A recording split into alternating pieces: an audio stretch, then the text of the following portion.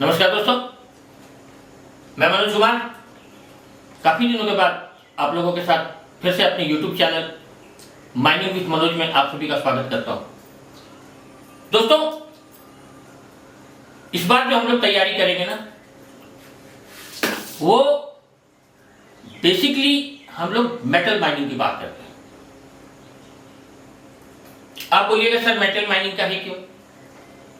देखो भाई, आज के डेट में वैकेंसी कम आ रहा है।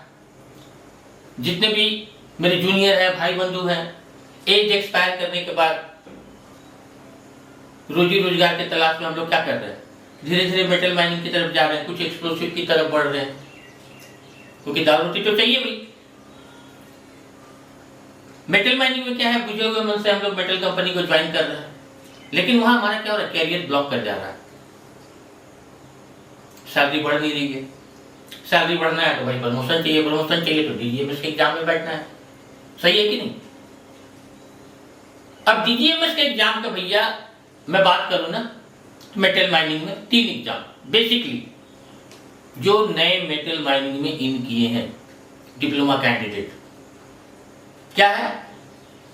मैट, फोरमैन और प्लास्टर। ये 3 एग्जाम है जो आपको थोड़ा सा बूस्ट करेगा, आपके दिमाग से थोड़ा टेंशन हटाएगा कि मैंने माइनिंग पढ़ा तो आज कहां हूं। सही बोल रहा हूं या गलत बोल रहा हूं?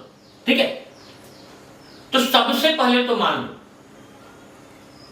कि डीजीएमएस एग्जाम का मैट, फोरमैन और आपका ब्लास्टर के एग्जाम के लिए जो 3-4 किताब है बेसिक, जिसको हम लोग देहाती भाषा में क्या बोलते हैं, टेक्स्ट बुक, वो है रेगुलेशन, रूल, एक्ट और आजकल थोड़ा बहुत रेस्क्यू से क्वेश्चन पूछा जाता है।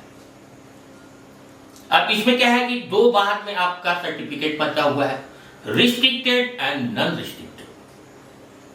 मेटल माइनिंग की बात करूं तो मेरा मानना है कि 80 to 85% आपका जो है ना ओपन कास्ट माइनिंग चलता है। सबसे ज्यादा कैंडिडेट रिस्ट्रिक्टेड माइनिंग के हैं और नॉन रिस्ट्रिक्टेड के थोड़े कम है, लेकिन है, उनको भी प्रमोशन चाहिए। बात समझ गए कि नहीं? तो आपका जो टेक्स्ट बुक है यही 3-4 है। अब सवाल है कि आप तैयारी कैसे करेंगे। तो देखो भैया, किसी भी एग्जाम का तैयारी का सबसे बड़ा ताकत क्या है कि आप अगर अपने से कोई नोट्स बनाए हैं, किसी भी टेक्स्ट बुक को अपने दिमाग के अनुसार अगर आपने दिमाग में सजा लिया, अपने खाते में कॉपी में सजा लिया, तो वो आपकी ताकत है। आमतौर पे हम लोग क्या करते हैं, आजकल कंप्यूटर बेस्ड एग्जाम होता है, एग्जाम का डेट निकला, हम गए बुक टेस्ट सीरीज खरीद लिए, मल्टीपल चॉइस क्वेश्चन खरीद लिए, लगे हुए उसमें क्या होता है ना, आपका दिमाग में हौच-पौच हो जाता है, ये क्वेश्चन कहां से आया, वो क्वेश्चन कहां से आया, ये कहां से आया। आप समझ रहे कि नहीं? तो इन सब चीजों से थोड़ा बचिए।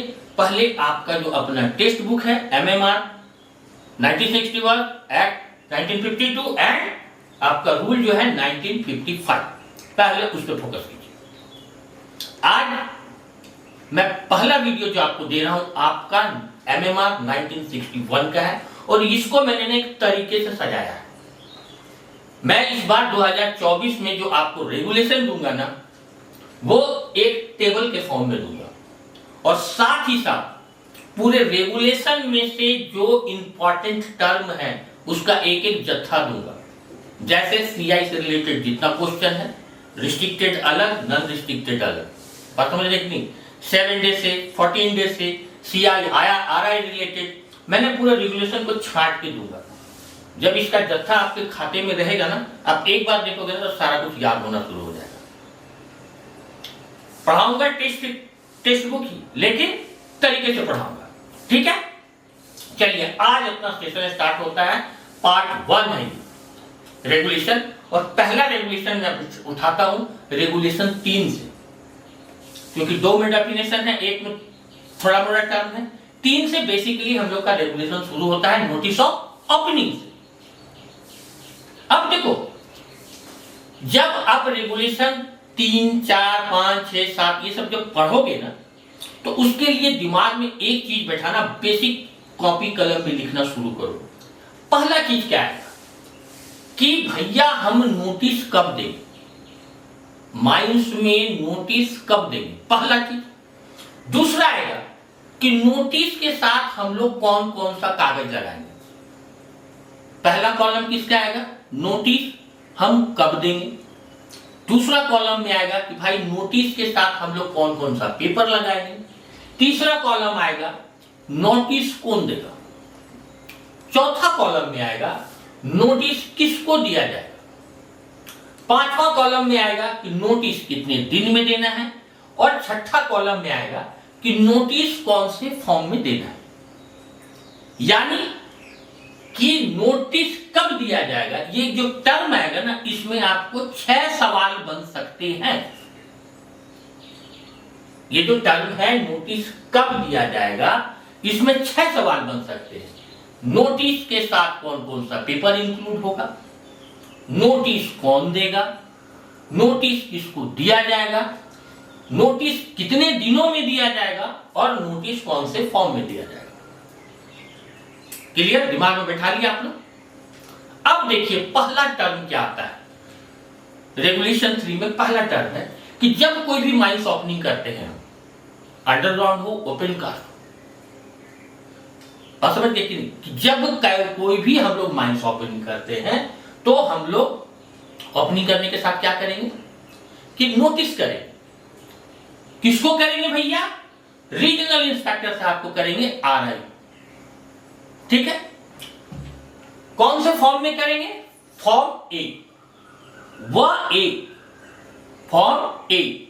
क्यों, उसमें देखो क्या है, टर्म एक्ट के सेक्शन 16 के अनुसार दिया गया जो फॉर्म है, फॉर्म 1 में करेंगे, 1 में करेंगे, 1 में। और वो क्या है कि एक्ट के सेक्शन 16 के अनुसार दिया गया फॉर्म। ठीक है, अब सवाल आता है कि जब कोई माइन ओपनिंग करते हैं तो ओपनिंग के साथ जो हम लोग पेपर लगाएंगे नोटिस के साथ, उसमें क्या कौन सा पेपर होगा। कौन सा पेपर होगा, पहला होगा माइन प्लान, दूसरा होगा माइन बाउंड्री, साफ्ट और ओपनिंग्स, यानी साफ्ट है तो साफ्ट के बारे में पेपर लगाएंगे, इंक्लाइन है तो ओपनिंग के बारे में पेपर लगाएंगे, तिराहे, ट्राइजेक्शन, रेवेन्यू पिलर और इसके साथ पोलिमेंट एंड परमानेंट फ्यूचर। तो पहला टर्म में क्या है कि जब कोई माइंस हम लोग ओपनिंग करते हैं तो नोटिस किसको देंगे भैया, हम लोग रीजनल इंस्पेक्टर साहब को देंगे। कौन से फॉर्म में देंगे, फॉर्म 1 में देंगे। वो 1 फॉर्म कहां से आएगा, जो एक्ट के सेक्शन 16 के अनुसार बनाया गया या दिया गया है। ठीक है, और उस नोटिस में कौन कौन सा पेपर इंक्लूड करेंगे हम लोग, तो माइन प्लान देंगे, माइन बाउंड्री देंगे, साफ्ट देंगे और ओपनिंग देंगे, तिराहे या ट्राइजेक्शन देंगे, रेवेन्यू पिलर की चर्चा करेंगे और पॉलिमेंट एंड परमानेंट फीचर्स की हम लोग पेपर उसमें इंक्लूड करेंगे।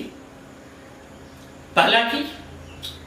अब दूसरा चीज क्या होता है कि अगर कोई माइंस पहले खोली जा चुकी है, पहले हम लोग चला दिए। दूसरा टर्म क्या है, ये जो खाने पहले खोली जा चुकी है।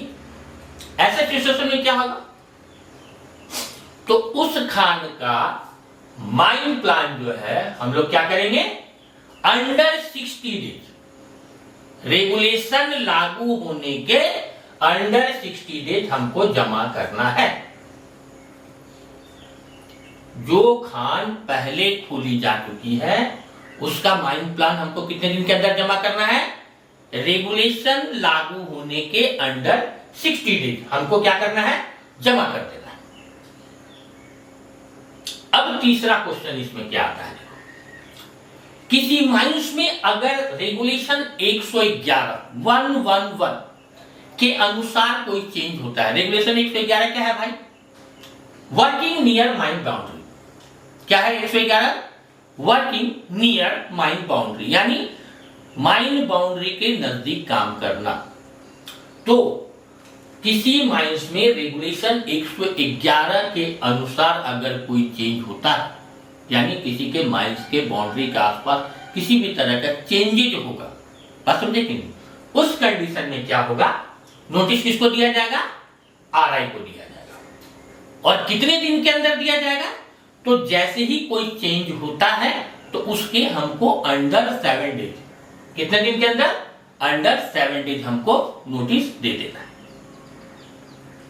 समझ में क्या है कि अगर किसी भी माइंस में रेगुलेशन एक्ट 111 या वर्किंग नियर बाउंड्री के तहत किसी भी तरह का उसके बाउंड्री में अगर चेंजेज होता है तो हम लोग को क्या करना है, अंडर 7 डेज किसको नोटिस करना है, रीजनल इंस्पेक्टर साहब को नोटिस करना है।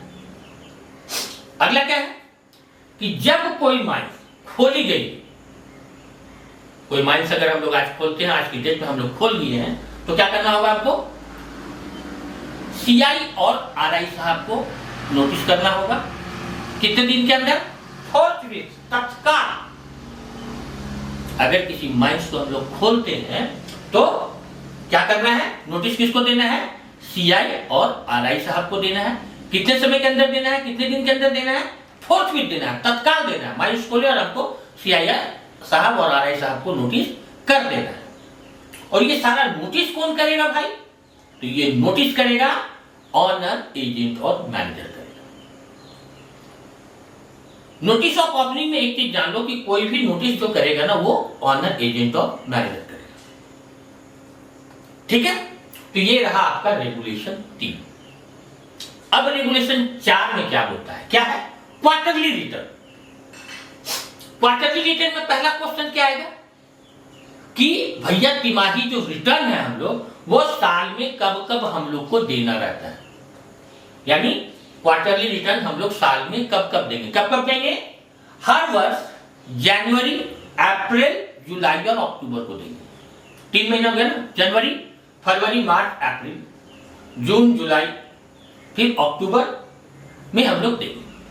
तो क्या है, क्वार्टरली रिटर्न कब कब देना है, हर वर्ष जनवरी, अप्रैल, जुलाई और अक्टूबर। महीने में कब देना है क्वार्टरली रिटर्न, तो 20वें दिन या उससे पहले। क्वार्टरली रिटर्न कब देना है भाई, हर तीसरे महीने के 20वें दिन या उससे पहले। किस शेड्यूल में देंगे हम लोग क्वार्टरली रिटर्न, फर्स्ट शेड्यूल में देंगे। क्वार्टरली रिटर्न हम लोग किस शेड्यूल में देंगे, फर्स्ट शेड्यूल में देंगे। कौन से फॉर्म में देंगे क्वार्टरली रिटर्न, तो फॉर्म 2 में देंगे। और किसको देंगे हम लोग, तो सीआई और आरआई साहब को हम लोग देंगे। ठीक है, तो दोस्तों आज ये रेगुलेशन 3 और 4 मैंने आपको टेबल के फॉर्म में दिया है। आशा लगता है आप लोग इस तरह से नोट करें। आप देखिए कि इसमें कितने सारे क्वेश्चन आपको बहुत शॉर्ट टर्म में एक जगह इकट्ठा मिल गया। आशा करता हूं मेरे प्रयास आप लोग को अच्छा लगा होगा।